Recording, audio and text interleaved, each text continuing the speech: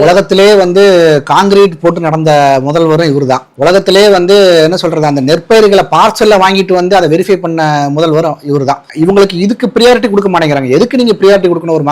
ஒரு மக்களாட்சி நடக்குது அப்படின்னா வந்து மக்களால் தேர்ந்தெடுக்கப்பட்ட ஆட்சி, அதாவது மக்களுக்காக நடத்தப்படும் ஆட்சி தான் மக்களாட்சி. ஆனா இங்க அது நடக்கிறது இல்லை. இவங்க வந்து ஃபர்ஸ்ட் ப்ரியாரிட்டி சினிமாவுக்கும், ரெண்டாவது ப்ரியாரிட்டி நெற்கதிற்கும் கொடுக்குறீங்கன்னா அப்ப உங்களோட ப்ரியாரிட்டி எங்க இருக்குங்கிற நம்ம தெரிஞ்சுக்கலாம். இல்ல, நெல்ல ரோட்ல போட்டுட்டு மக்கள் கதறிட்டு இருக்காங்க. இதுல வந்து நயினார் அவர்கள் போறாரு, எதிர்க்கட்சி தலைவர் இவங்களால அங்க போய் ஃபேஸ் பண்ண முடியாது. அந்த சிச்சுவேஷன் இவங்களால ஃபேஸ் பண்ண முடியாது. முதல்வர் போயிருக்காரு சார். அதான் சொல்றேன், இவங்களால அவங்க துணை ஒரு பேருக்கு தானே போறாங்க. அவங்க ஏன் நீங்க சீஃப் மினிஸ்டர் ஏன் போக மாட்டேங்கிறீங்க அப்படின்னா நீங்க போக வேண்டியதானே. நீங்க சினிமா தியேட்டருக்கு போறதுக்கு டைம் இருக்கு, இந்த கூலி படத்துக்கு போறதுக்கு டைம் இருக்கு.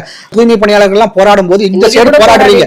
இல்ல, ஏற்கனவே போராடிட்டு இருக்கும் போது அன்னைக்கு அவங்க வெக்கேட் பண்ணணும்னு கோர்ட்ல ஆர்டர் வாங்கிட்டு வரும்போது அன்னைக்கு போய் நீங்க கூலி படம் பாக்குறீங்க. உங்களுக்கு ப்ரியாரிட்டி எங்க இருக்குது? உங்களோட ப்ரியாரிட்டி பாத்தீங்கன்னா சினிமால தான் இருக்குது. மக்கள் மேல உங்களுக்கு ப்ரியாரிட்டி கிடையாது. உண்மையாவே வந்து மக்களுக்காக போராடுற முதல்ல என்ன செஞ்சிருப்பாங்க? நேரா அந்த தூய்மை பணியாளர்கிட்ட போய் இங்க போராடாதீங்க, சட்டத்துல என்ன சொல்றது, கவர்மெண்ட்ல இருந்து கோர்ட்ல இருந்து ஆர்டர் வந்திருக்குது, நீங்க என்னத்தையும் நேரில் போய் சந்திக்க வேண்டியதானே.